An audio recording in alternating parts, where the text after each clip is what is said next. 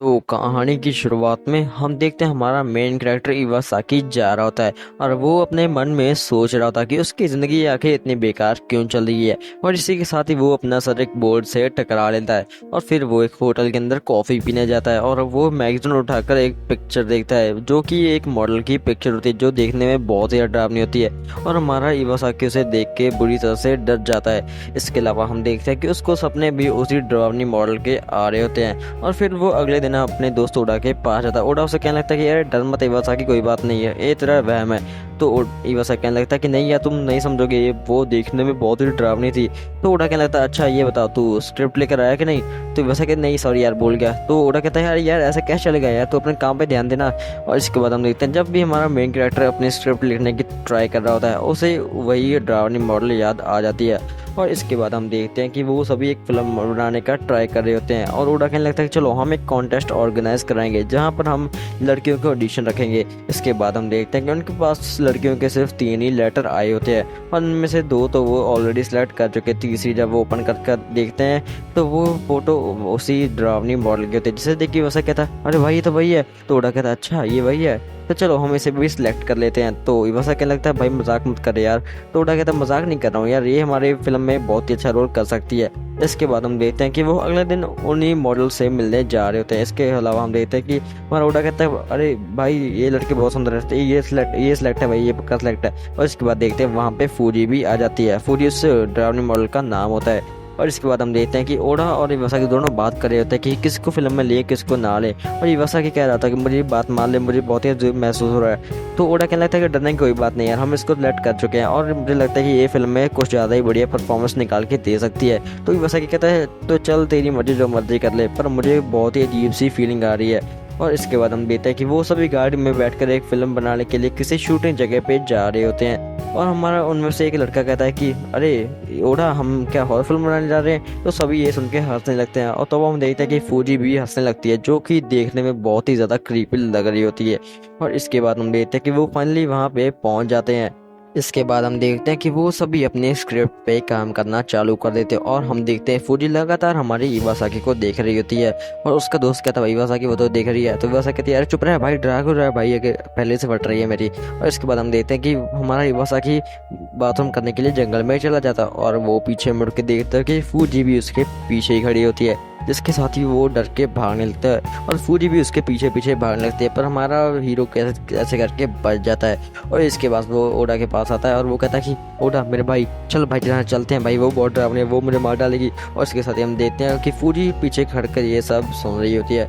इसके बाद हम देखते हैं कि सभी हमारी दूसरी मॉडल की काफ़ी तारीफ कर रहे होते हैं कि इसकी एक्टिंग स्किल्स तो बहुत ही ज़्यादा नेचुरल और बहुत ही ज़्यादा बढ़िया है। और फूजी गुस्से में ओडा से कहते हैं कि ए तुम कब से उसी ऑडिशन ले जा रहे हो, तुमने मुझे क्यों बुलाया फिर। तो हमारा ओडा कहता है कि अच्छा अच्छा फूडी हम तुम्हारे भी सीन्स लेंगे पर तुम्हें थोड़ा सा वेट करना होगा। और हमारा ओडा जो होता है वो अपने इवासा कहने लगता है कि भाई हम एक ऐसा सीन करेंगे कि इसे यहाँ से निकाल देंगे और फिर आराम से हम यहाँ से भाग सकते हैं। और इसके बाद हम देखते हैं कि उनका तीसरा दोस्त उनके पास भाग कर आता है और वो कहने लगता है कि दोस्तों दोस्तों वहाँ पे। तो ओडा कहता है कि अरे भाई सांस लेकर बता क्या हुआ। तो वो कहने लगता है दोस्तों वो मॉडल। तो वो कहता है कि वो फूजी ने उसको खा लिया। तो ओडा कहता है क्या। तो वो कहता है कि वो फूजी उस मॉडल को चबा चबा कर खा रही है।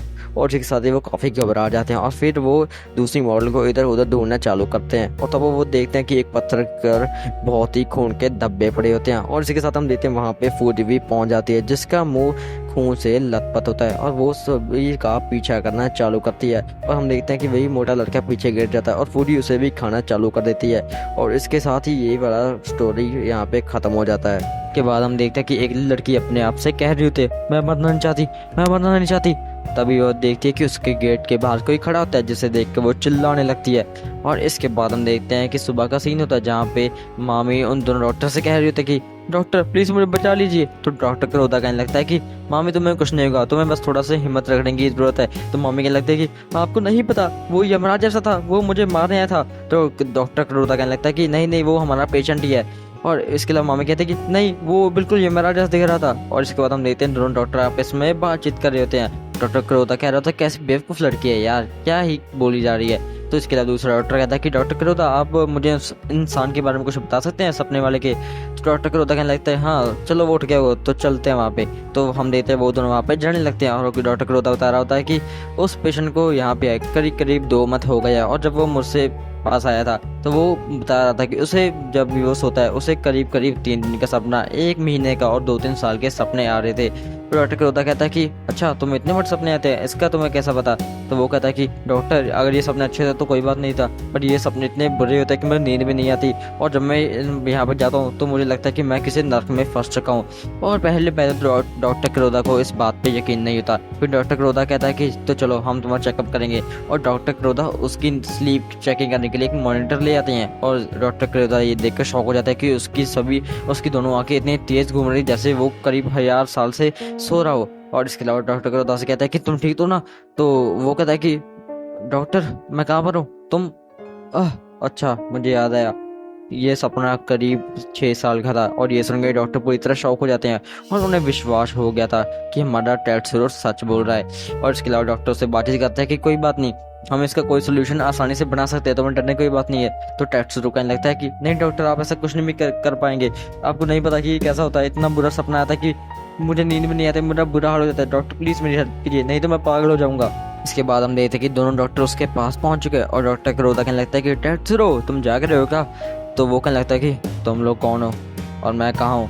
तो डॉक्टर करोदा बताने लगता है अरे मैं तुम्हारा डॉक्टर हूँ और तुम 2 महीने पहले यहाँ आए हो। तो वो एकदम से चिल्लाने लगता है मामी मामी मेरी मामी कहाँ है।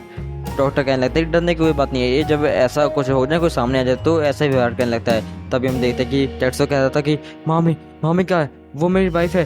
तभी हम देखते ही मामी का सीन दिखाया जाता है और नर्सों से कह रही हो मामी कुछ तो खा लो। तो मामी कहती है नहीं मैं मरने वाली हूँ, कल युवराज मुझे लेने आए थे। तभी हम देखते हैं टेट्सुरो वहाँ पे पहुंच जाता है और हमारी मामी जो होती है ए तुम कौन हो, युवराज कह के यहाँ से भाग जाओ। तो टेट्सुरो को ये सुनकर बहुत ही बुरा लगता है। फिर टेट्सुरो को याद आता है अच्छा हाँ ठीक है वो सपना था। और वो कहना है डॉक्टर करोदा प्लीज मेरी हेल्प कीजिए, ये सपना करीब 10,000 साल तक लंबा चला था, प्लीज मेरी हेल्प कीजिए वरना मैं मर जाऊंगा। इसके बाद हम देखते हैं कि मामी की हाल दिन ब दिन और बुरी होती जा रही थी और हम देख डॉक्टर करोदा कह रहे थे आखिर इसकी दिक्कत क्या, हमें जल्दी से जल्दी कोई सोल्यूशन तो बनाना ही होगा। इसके बाद हम देखते हैं कि डॉक्टर करोदा और दूसरा वहीं पे पहुंच जाते हैं और हम देखते हैं टेट्सुरो की हालत पहले से बहुत ज़्यादा बुरी हो चुकी थी। और हम देखते हैं कि टेट्सुरो की हालत दिन में दिन बहुत ही बुरी होती जा रही थी और हमारा डॉक्टर करोदा भी उसके पास ही बैठा होता है। और हम देखते हैं कि एकदम से ही उसकी सारी शरीर बिल्कुल एक मिट्टी के ढेर में बदल जाती है और वो हवा में घुलना शुरू होती है, जिससे देख डॉक्टर करोदा भी सोच रहे थे कि आखिर ये कैसा बंदा था, आखिर ये कैसी बीमारी थी, मैं इसका कोई भी सोल्यूशन नहीं ढूंढ पाया। इसके बाद हमारा डॉक्टर करोदा कहने लगता है कि मैंने जब उसकी बॉडी में थोड़ी सी रिसर्च की तो मुझे उसके बॉडी के कुछ ऐसे सेल मिले जो कि देखने में बहुत ही ज़्यादा अजीब थे और पहली बार मैंने किसी ह्यूमन के ब्रेन में ऐसे सेल देखे थे।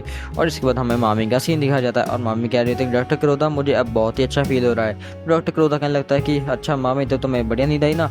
तो मामी कहने लगते हैं कि हाँ पर ऐसा क्यों, मुझे करीब 3 दिन का सपना है डॉक्टर। डॉक्टर को पता लग गया था कि उसकी दवा काम कर चुकी है।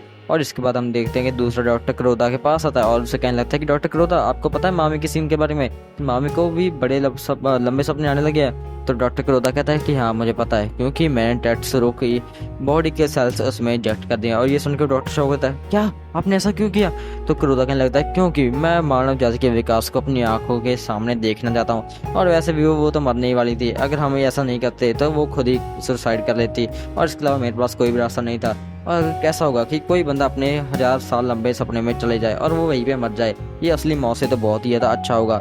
और ये कहते ही हमारा एपिसोड और स्टोरी नंबर 2 खत्म हो जाती है। इसके बाद हम देखते हैं यूजी नाम के एक लड़के को जो कि अपने घर पर बैठकर पढ़ाई कर रहा होता है और वो हमें बता रहा होता है कि उसके पड़ोस में बहुत सी अजीब सी चीजें होती ही रहती हैं। इसके बाद हम देखते हैं कि पड़ोस के घर में से एक लड़की बाहर निकल जिसका नाम रीना चैन होता है और वो हमारे यूजी को एक चीज की तरफ इशारा करती है और उसकी हाथ पर बहुत ही सारे होल्स होते हैं। और इसके बाद यूजी फिर पास्ट में चल जाता है और वो बताता है कि मेरे दादाजी के सारे शरीर पर बहुत सारे होल्स थे और इसी की वजह से वो मर गए थे। और इसके बाद वो अपने दोस्त हेडियो के पास जाता है और वो उसे कहने लगता है कि आखिर ऐसा कैसे हो सकता है कि किसी इंसान की बॉडी पर इतने सारे होल्स होना एक साथ। तो हेडियो कहता है यार मुझे भी नहीं पता। तो वो कहने लगता है कि अरे यार मैंने अपने पेरेंट्स से इसके बारे में पूछा तो था पर उन्होंने मुझे इग्नोर कर दिया, अब मुझे पता नहीं चल पाया कि दादाजी आखिर किस वजह से मरे।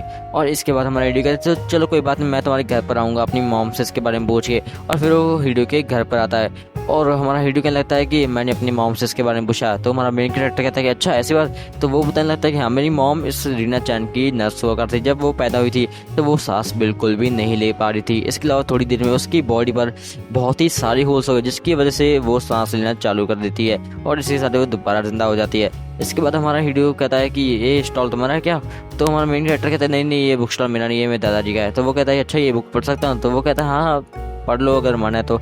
फिर हम देखते हैं कि वो उस दादाजी की सारी कहानी पढ़कर हमें सुनाने लगता है और हमें पता लगता है कि उसके दादाजी पहले तो बिल्कुल ठीक थे, फिर उन्हें गार्डन में से एक बहुत ही चमकता पत्थर सा मिलता है और वो उसे उठा लेते हैं। पर थोड़े दिन के बाद उनकी बॉडी पर बहुत ही सारे होल बनना चालू हो जाते हैं। इसके अलावा वो हमें बताता है कि एक अजीब सा डॉक्टर है जिसे किसी ने बुलाया भी नहीं था, वो उन्हें इंजेक्शन देके चला जाता है, जिनकी वजह से उसकी बॉडी के सारे होल खुल जाते हैं। और वो हमें बता रहा होता है कि एकदम से कई सारे झुंड कीड़ों का झुंड उसकी बॉडी के अंदर चल जाता है और वो उन्हें चलता फिरता अपनी बॉडी के अंदर महसूस कर सकता था। और थोड़े दिन के बाद वो इसे और सहन नहीं कर पाया और वो अपनी पूरी जान लगाकर उस पत्थर को घर के बाहर फेंक देता है और फिर उसकी डेथ हो जाती है। इसके बाद हम देखते हैं कि रीना चैन वहाँ पे आती है और वो दोनों लड़कों को एक चीज़ की तरफ इशारा करती है।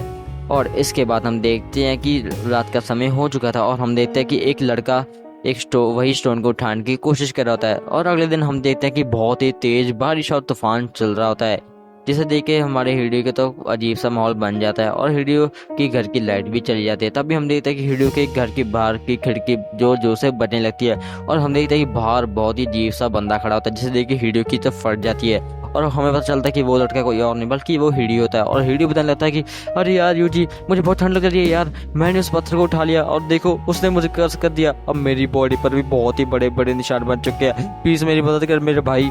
और यूजी को समझ आ जाता है कि ये पत्थर ही इस सारी कहानी की जड़ है। इसके बाद हम देखते हैं कि वहाँ पे वही डॉक्टर आ जाता है जो कि उसके दादाजी की डेथ और रीना चैन के पास आता है और हम देखते हैं कि वो डॉक्टर कोई आम डॉक्टर नहीं बल्कि वो इस पत्थर का ही एक सेवक होता है जो कि बंदों को मारने के लिए बनाया गया है। इसके बाद के सीन में हम दो दिन बाद का सीन दिखाया जाता है जहाँ पे हमें पता चल रहा है कि हमारे हीरो की डेथ हो चुकी है और इसी के साथ ही रीना चैन पे जो कर्ज था वो हट चुका है। की शुरुआत में हम ऑगी नाम के एक बंदे को देखते हैं जो कि अपने दोस्त सुनील से कह रहा होता है कि ये शायद मैं बहुत ही दूर साउथ अफ्रीका से लेकर आया हूँ, इसके अलावा ये शायद बहुत ही रेयर मिलता है और ये खाने में तो इतना मजेदार है कि तुम पूछ भी नहीं सकते।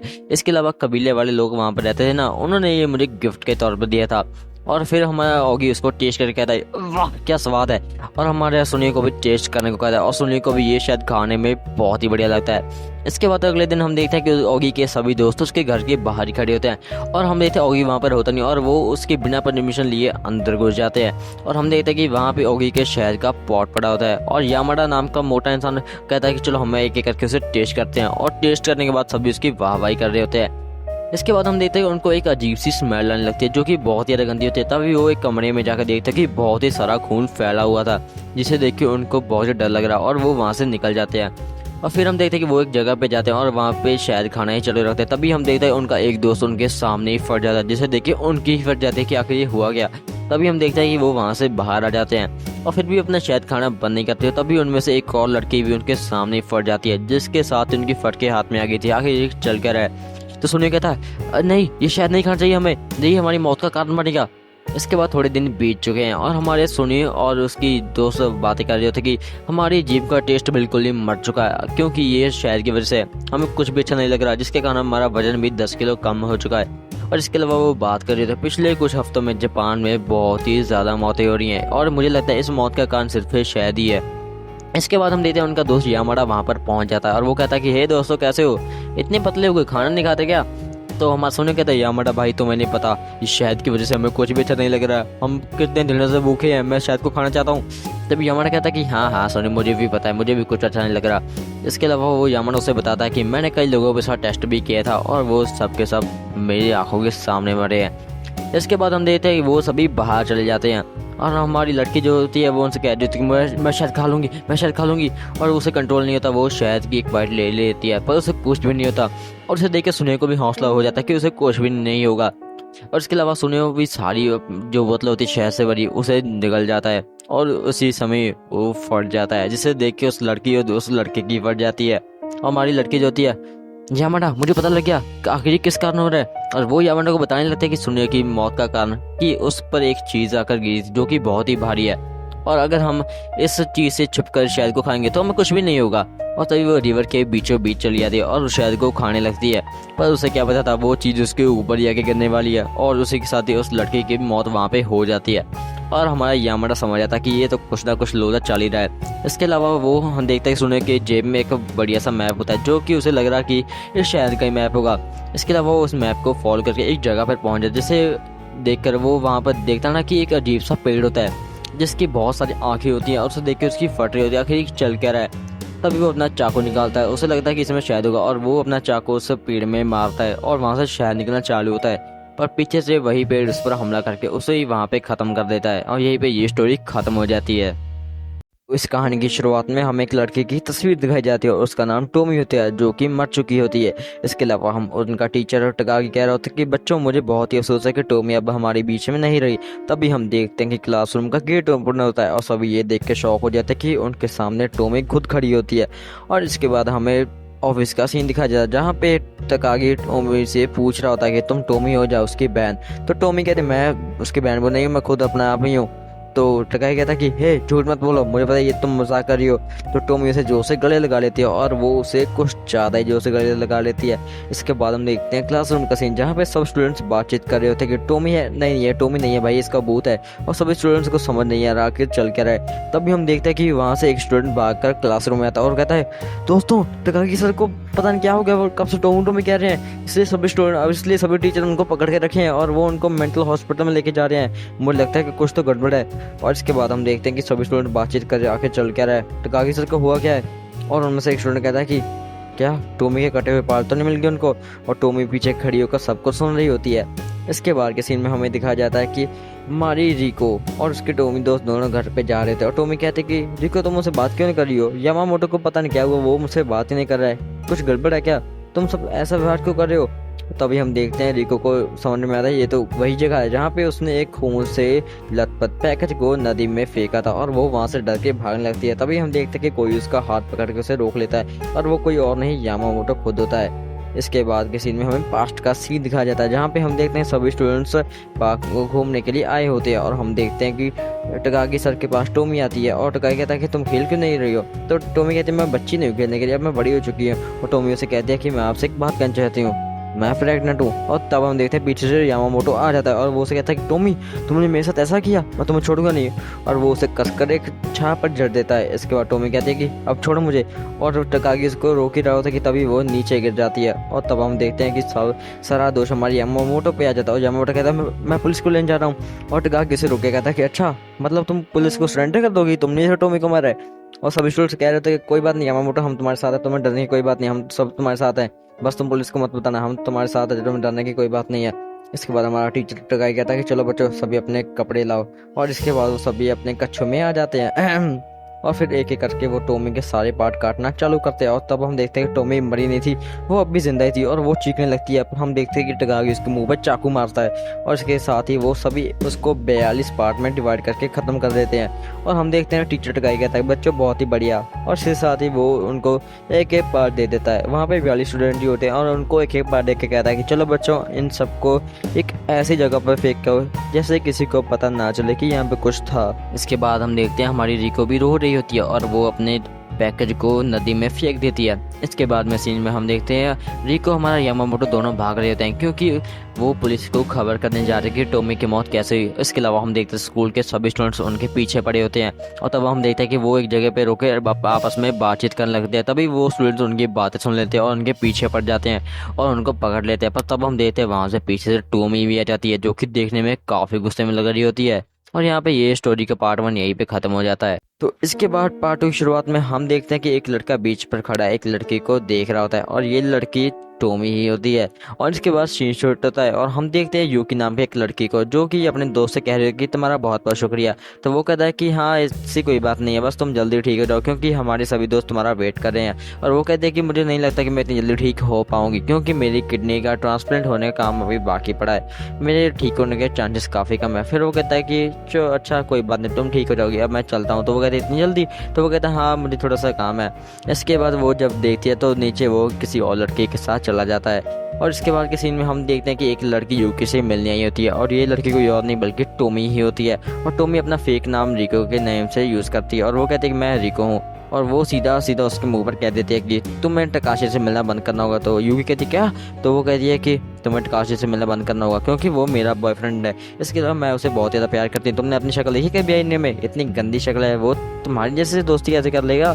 तुम अपनी शक्ल से दूर कर लो। और उसने मुझे कहा भी है कि अगर यूकी मर गई तो हम दोनों जल्दी से शादी कर लेंगे और मैं चाहती हूँ कि तुम मर जाओ। और ये सब बातें सुनकर यूकी को बहुत ही ज़्यादा गुस्सा और बहुत ही ज़्यादा दुख हो रहा होता है और वो कहते हैं कि तुम यहाँ चली जाओ। और उस पर एक पिलो क्या होता है वो पंडा फेंक कर मारती है और यूकी कहती है कि अच्छा अब तो मुझे मरूंगी। तभी वहाँ पर नशा जाती और यूकी को वहाँ से भगा देती है।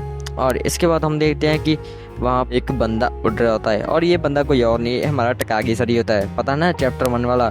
और इसके बाद हम देखते हैं एक डॉक्टर और एक बंदा बातचीत कर रहे होते हैं कि आखिर टकागी यहाँ से फिर से कैसे भाग गया। तो डॉक्टर कह रहा होता है कि वो एक मेंटल पेशेंट है, इसके अलावा वो यहाँ से तीसरी बार भागा, अब हम उसको नहीं पकड़ेंगे, अगर आप पकड़ के लाएंगे तभी हम उसको ऑपरेशन करेंगे। और इसके अलावा वो कह रहा है कि टोमी का भूत उसे रोज दिखता है, इसके अलावा उसे लगता है कि अभी भूत हैं। तो डॉक्टर कहता है कि ऐसी कोई बात नहीं है, सब बकवास है यार, भूत बहुत कुछ नहीं होता है। तो इसके बाद हम देखते हैं कि हमारा टकाशी जो होता है वो फिर से यूकी से मिलने जाता है। यूकी कहते हैं कि टकाशी सुनो, मुझे पता है तुम्हें रिको पसंद है तो तुम्हें मेरे पास आने की कोई ज़रूरत नहीं है, गुड बाय। और ये सुन के हमारा टकाशी सीधा रिको के पास पहुंच जाता है और वो कहता है कि रिको तुम्हारी इतनी हिम्मत, तुमने यूकी से ये सब क्यों किया, तुम उसके पास क्यों गई? तो रिको कहने लगती है अच्छा अब तुम उस गंदी शक्ल की लड़की के साथ मुझे कंपेयर करेंगे और उसकी वजह से मेरे से लड़ाई करोगे, ठीक है अब मैं जा रही हूँ। तो क्या कहता है रिको रिको सुनो तो, पर रिको वहाँ चली जाती है। रिको कहती है कि रिको कौन रिको?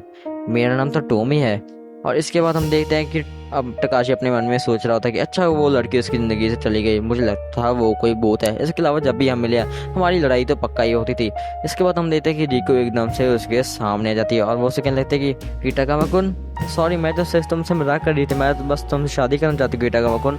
और वो उसे गले लगा लेती है। पर हम देखते हैं हमारे कीटागावा का मन थोड़ा सा अजीब सा चल रहा होता है, वो अपना चाकू निकालता है और वो टोमी को मारना शुरू कर देता है और वो उसका मार मार कर बहुत ही ज़्यादा बुरा हाल बना देता है जो कि देखने लायक नहीं है। इसके बाद उसे पुलिस स्टडी के अंदर भी ले लिया जाता है और जब उसे पूछा जाता है कि उसने रिको क्यों मारा तो कीटागावा कहता है कि मुझे नहीं पता, बस मेरा मन कर रहा था कि मैं उसकी जान ले लूँ।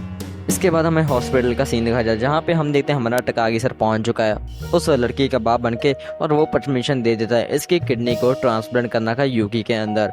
और इसके बाद हम देखते हैं कि यूकी की हालत पहले से बहुत बढ़िया हो चुकी है, पर हम देखते हैं कि उसे भूख नहीं लगती बल्कि उसका पेट बहुत ही ज़्यादा फूल जिसके कारण उसको बहुत ही पेन होता है। जब डॉक्टर उसका ऑपरेशन करके देखते हैं उसके अंदर एक अजीब सा सिर बाहर निकलता है जो कि कहता है मैं टोमी हूँ, मुझे मेरी असली बॉडी के अंदर वापस भेजो। जिसे देख के सबकी फट जाती है कि आखिर हो क्या रहा है। और यहीं पे पार्ट 2 खत्म हो जाता है। तो कहानी की शुरुआत में हम देखते हैं हमारा मेन कैरेक्टर इवासाकी जा रहा होता है और वो अपने मन में सोच रहा होता कि उसकी ज़िंदगी आखिर इतनी बेकार क्यों चल रही है। और इसी के साथ ही वो अपना सर एक बोर्ड से टकरा लेता है और फिर वो एक होटल के अंदर कॉफ़ी पीने जाता है और वो मैगजीन उठाकर एक पिक्चर देखता है जो कि एक मॉडल की पिक्चर होती है जो देखने में बहुत ही डरावनी होती है और हमारा इवासाकी उसे देख के बुरी तरह से डर जाता है। इसके अलावा हम देखते हैं कि उसको सपने भी उसी डरावनी मॉडल के आ रहे होते हैं और फिर वो अगले दिन अपने दोस्त उड़ा के पास जाता है। उड़ा उसे कहने लगता है कि यार डर मत इवासाकी, कोई बात नहीं है, ये तेरा वहम है। तो इवासाकी कहने लगता है कि नहीं यार तुम नहीं समझोगे, ये वो देखने में बहुत ही डरावनी थी। तो उड़ा कहने लगता है अच्छा ये बताओ तू स्क्रिप्ट लेकर आया कि नहीं? तो इवासाकी नहीं सॉरी यार भूल गया। तो उड़ा कहता है यार यार ऐसा कैसे चलेगा यार, तो अपने काम पे ध्यान देना। और इसके बाद हम देखते हैं जब भी हमारा मेन कैरेक्टर अपनी स्क्रिप्ट लिखने की ट्राई कर रहा होता है उसे वही डरावनी मॉडल याद आ जाती है। और इसके बाद हम देखते हैं कि वो सभी एक फिल्म बनाने का ट्राई कर रहे होते हैं और उड़ा कहने लगता है कि चलो हम एक कॉन्टेस्ट ऑर्गेनाइज कराएंगे जहाँ पर हम लड़कियों के ऑडिशन रखेंगे। इसके बाद हम देखते हैं कि उनके पास लड़कियों के सिर्फ 3 ही लेटर आए होते हैं और उनमें से 2 तो वो ऑलरेडी सिलेक्ट कर चुके। तीसरी जब वो ओपन कर देखते हैं तो वो फोटो उसी डरावनी मॉडल के होते हैं, जिसे देख के वैसा कहता है अरे भाई ये तो वही है। तो ओडा कहता है अच्छा ये वही है, तो चलो हम इसे भी सिलेक्ट कर लेते हैं। तो वैसा कहने लगता है भाई मजाक मत कर यार। तो ओडा कहता है मजाक नहीं कर रहा हूँ यार, ये हमारे फिल्म में बहुत ही अच्छा रोल कर सकती है।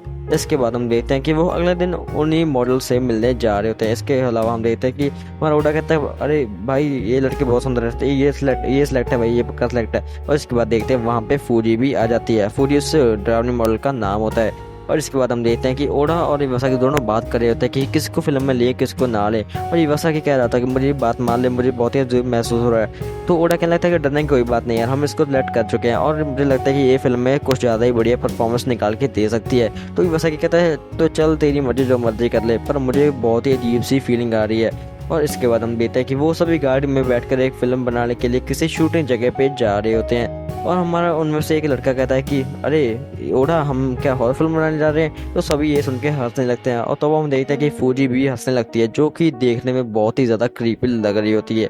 और इसके बाद हम देखते हैं कि वो फाइनली वहाँ पे पहुँच जाते हैं।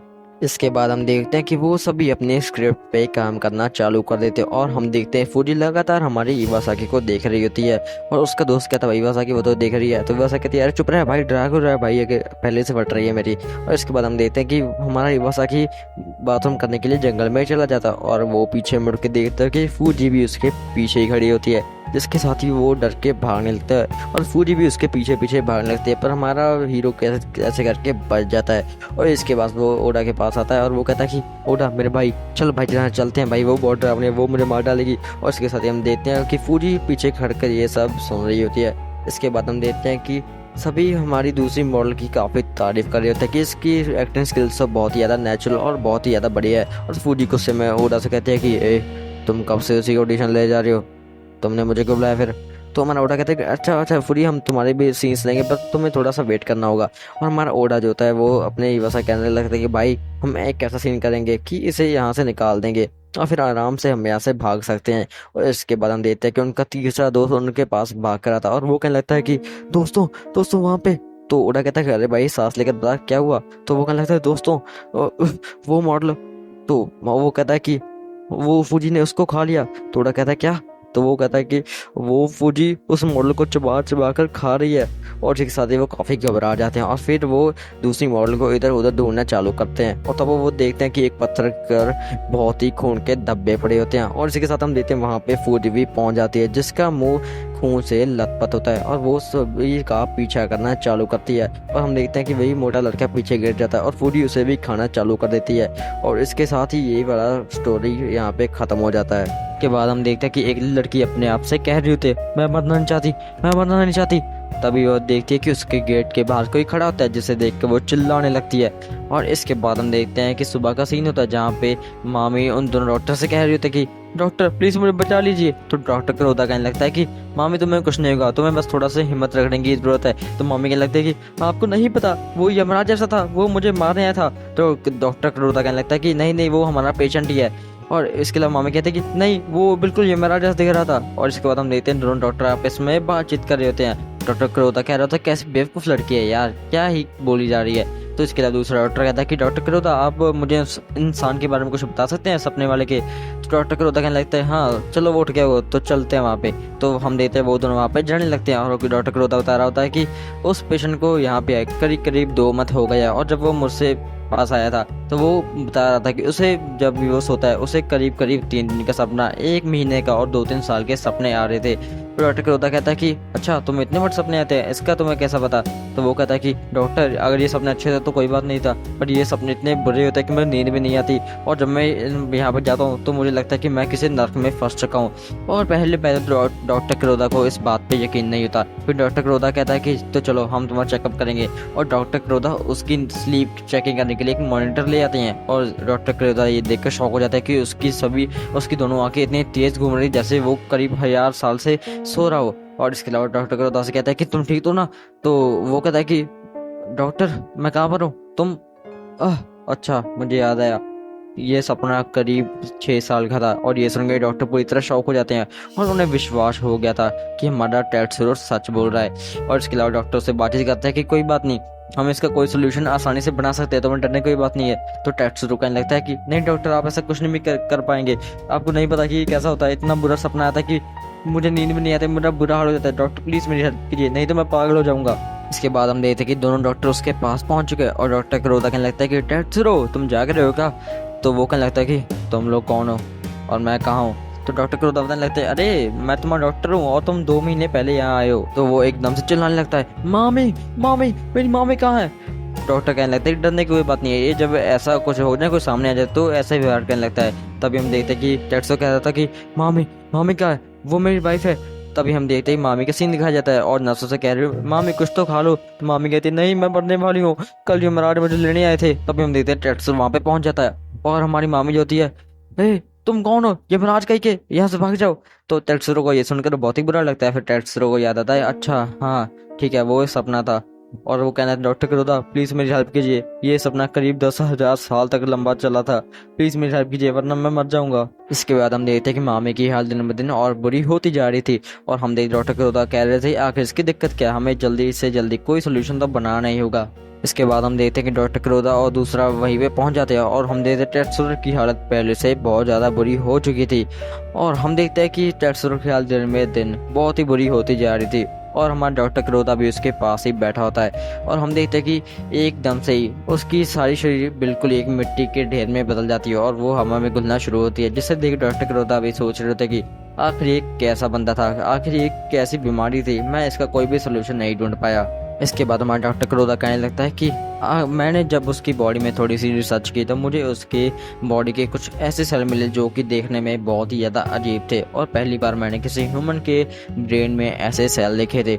और इसके बाद हमें मामी का सीन दिखाया जाता है और मामी कह रही थी डॉक्टर क्रोधा मुझे अब बहुत ही अच्छा फील हो रहा है। डॉक्टर क्रोधा कहने लगता है कि अच्छा मामी तो तुम्हें बढ़िया नींद आई ना? तो मामी कहने लगते हैं कि हाँ पर ऐसा क्यों, मुझे करीब 3 दिन का सपना है डॉक्टर। डॉक्टर को पता लग गया था कि उसकी दवा काम कर चुकी है। और इसके बाद हम देखते हैं कि दूसरा डॉक्टर क्रोधा के पास आता है और उसे कहने लगता है कि डॉक्टर क्रोधा आपको पता है मामी की सीन के बारे में, मामी को भी बड़े लंबे सपने आने लगे हैं। तो डॉक्टर क्रोधा कहता है कि हाँ मुझे पता है क्योंकि मैंने टेट्सुरो की बॉडी के सेल्स उसमें इंजेक्ट कर दिया। और ये सुनकर डॉक्टर शॉक होता है क्या आपने ऐसा क्यों किया?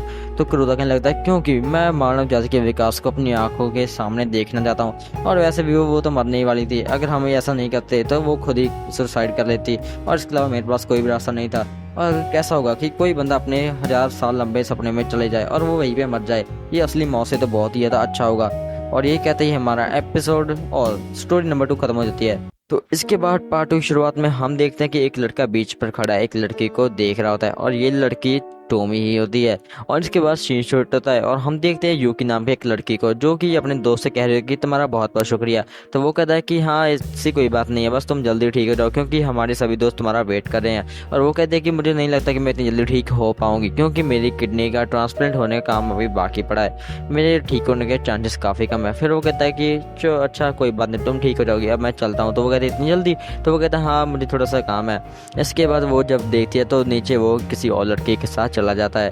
और इसके बाद के सीन में हम देखते हैं कि एक लड़की यूकी से मिलने आई होती है और ये लड़की कोई और नहीं बल्कि टोमी ही होती है। और टोमी अपना फेक नाम रिको के नेम से यूज़ करती है और वो कहती है कि मैं रिको हूँ और वो सीधा सीधा उसके मुंह पर कह देती है कि तुम्हें टकाशी से मिलना बंद करना होगा। तो यूकी कहती क्या?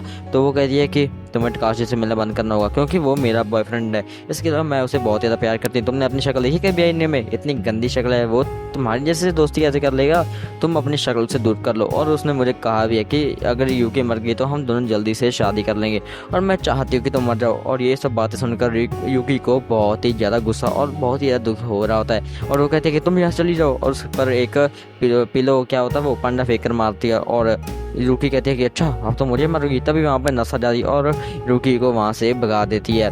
और इसके बाद हम देखते हैं कि वहाँ एक बंदा उड़ रहा होता है और ये बंदा कोई और नहीं है, हमारा टकागी सरी होता है, पता ना चैप्टर 1 वाला। और इसके बाद हम देखते हैं एक डॉक्टर और एक बंदा बातचीत कर रहे होते हैं कि आखिर टकागी यहाँ से फिर से कैसे भाग गया। तो डॉक्टर कह रहा होता है कि वो एक मेंटल पेशेंट है, इसके अलावा वो यहाँ से तीसरी बार भागा, अब हम उसको नहीं पकड़ेंगे, अगर आप पकड़ के लाएंगे तभी हम उसको ऑपरेशन करेंगे। और इसके अलावा वो कह रहा है कि टोमी का भूत उसे रोज दिखता है, इसके अलावा उसे लगता है कि अभी भूत हैं। तो डॉक्टर कहता है कि ऐसी कोई बात नहीं है, सब बकवास है यार, भूत कुछ नहीं होता है। तो इसके बाद हम देखते हैं कि हमारा टकाशी जो होता है वो फिर से यूकी से मिलने जाता है। यूकी कहती है कि टकाशी सुनो, मुझे पता है तुम्हें रिको पसंद है तो तुम्हें मेरे पास आने की कोई ज़रूरत नहीं है, गुड बाय। और ये सुन के हमारा टकाशी सीधा रिको के पास पहुंच जाता है और वो कहता है कि रिको तुम्हारी इतनी हिम्मत, तुमने यूकी से ये सब क्यों किया, तुम उसके पास क्यों गई? तो रिको कहने लगती है अच्छा अब तुम उस गंदी शक्ल की लड़की के साथ मुझे कंपेयर करोगे और उसकी वजह से मेरे से लड़ाई करोगे? ठीक है, अब मैं जा रही हूँ। तो टका कहता है, "अरे रिको, रिको सुनो तो।" पर रिको वहां चली जाती है। रिको कहती है कि रिको? कौन रिको? मेरा नाम तो टॉमी है। और इसके बाद हम देखते हैं कि अब टकाशी अपने मन में सोच रहा होता है कि अच्छा वो लड़की उसकी ज़िंदगी से चली गई, मुझे लगता था वो कोई भूत है। इसके अलावा जब भी हम मिले हमारी लड़ाई तो पक्का ही होती थी। इसके बाद हम देखते हैं कि रिको एकदम से उसके सामने आ जाती है और वो उसे कहने लगती है कि टकामा-कुन, सॉरी, मैं तो सिर्फ तुमसे मजाक कर रही थी, मैं तो बस तुमसे शादी करना चाहती हूँ किटागावा-कुन। और वो उसे गले लगा लेती है। पर हम देखते हैं हमारे किटागावा का मन थोड़ा सा अजीब सा चल रहा होता है। वो अपना चाकू निकालता है और वो टॉमी को मारना शुरू कर देता है और वो उसका मार मार कर बहुत ही ज़्यादा बुरा हाल बना देता है, जो कि देखने लायक नहीं है। इसके बाद उसे पुलिस स्टडी के अंदर भी ले लिया जाता है और जब उसे पूछा जाता है कि उसने रिको क्यों मारा, तो किटागावा कहता है कि मुझे नहीं पता, बस मेरा मन कर रहा था कि मैं उसकी जान ले लूँ। इसके बाद हमें हॉस्पिटल का सीन दिखाया जाए, जहाँ पे हम देखते हैं हमारा टकागी सर पहुंच चुका है उस लड़की का बाप बनके, और वो परमिशन दे देता है इसकी किडनी को ट्रांसप्लांट करना का यूकी के अंदर। और इसके बाद हम देखते हैं कि यूकी की हालत पहले से बहुत बढ़िया हो चुकी है, पर हम देखते हैं कि उसे भूख नहीं लगती, बल्कि उसका पेट बहुत ही ज़्यादा फूल, जिसके कारण उसको बहुत ही पेन होता है। जब डॉक्टर उसका ऑपरेशन करके देखते हैं, उसके अंदर एक अजीब सा सिर बाहर निकलता है, जो कि कहता है मैं टॉमी हूँ, मुझे मेरी असली बॉडी के अंदर वापस भेजो। जिसे देख के सबकी फट जाती है कि आखिर हो क्या रहा है। और यहीं पे पार्ट 2 खत्म हो जाता है।